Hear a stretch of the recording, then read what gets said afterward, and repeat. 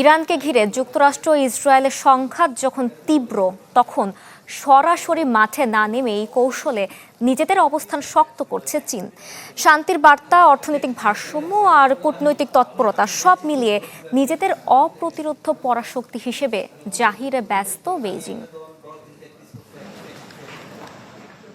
মধ্যপ্রাচ্যে উত্তেজনা যখন চরমে, তখনই সৌদি যুবরাজ মোহাম্মদ বিন সালমানের সাথে ফোনালাপে চীনের প্রেসিডেন্ট শি জিনপিং জোর দেন শান্তিপূর্ণ সমাধানের ওপর।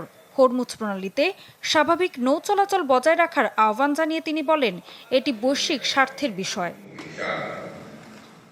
একই সময়ে যুক্তরাষ্ট্রের প্রেসিডেন্ট ডোনাল্ড ট্রাম্প যুদ্ধ জয়ের ঘোষণা দেন সামাজিক মাধ্যমে।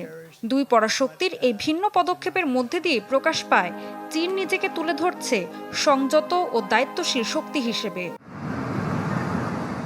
বিশ্লেষকরা বলছেন, চীন এই যুদ্ধকে ব্যবহার করছে পেছনে থেকে প্রভাব বিস্তার করার সুযোগ হিসেবে।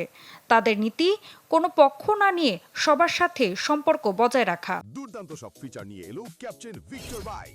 এতে রয়েছে শক্তিশালী রিচার্জেবল ব্যাটারি, ব্লুটুথ এবং exciting music. Captain Victor bike, আনন্দে বাড়ুক শৈশব। ইরানের সবচেয়ে বড় তেল ক্রেতা চীন, আবার যুক্তরাষ্ট্র, ইসরায়েল ও উপসাগরীয় দেশগুলোর সাথেও শক্তিশালী বাণিজ্য সম্পর্ক রয়েছে বেইজিংয়ের। এই ভারসাম্য ধরে রাখতেই জাতিসংঘের হস্তক্ষেপমূলক উদ্যোগও সরাসরি সমর্থন দেয়নি বেইজিং। তাদের প্রধান লক্ষ্য অর্থনীতি ও জ্বালানির নিরাপত্তা, কারণ মধ্যপ্রাচ্য থেকেই আসে তাদের প্রায় 40% জ্বালানি। একই সাথে কূটনৈতিক তৎপরতাও চালিয়ে যাচ্ছে বেইজিং। চীনের পররাষ্ট্রমন্ত্রী ওয়াং ই একের পর এক ফোনালাপ করেছেন, বিশেষ দূতরা দৌড়ঝাঁপ করছেন বিভিন্ন দেশে। তবুও শান্তি প্রতিষ্ঠার পুরো দায় নিতে চাইছে না চীন। ঝুঁকি এড়াতেই এই সতর্ক অবস্থান। এরই মধ্যে পশ্চিমা গণমাধ্যমে অভিযোগ উঠেছে, চীন নীরবে ইরানকে সহায়তা করছে, যদিও বেইজিং তা সরাসরি অস্বীকার করেনি, আবার স্বীকারও করেনি। সব মিলিয়ে যুদ্ধের ময়দানে না নেমেও কৌশলে এগোচ্ছে চীন। একদিকে শান্তির দূত, অন্যদিকে অর্থনৈতিক অংশীদার।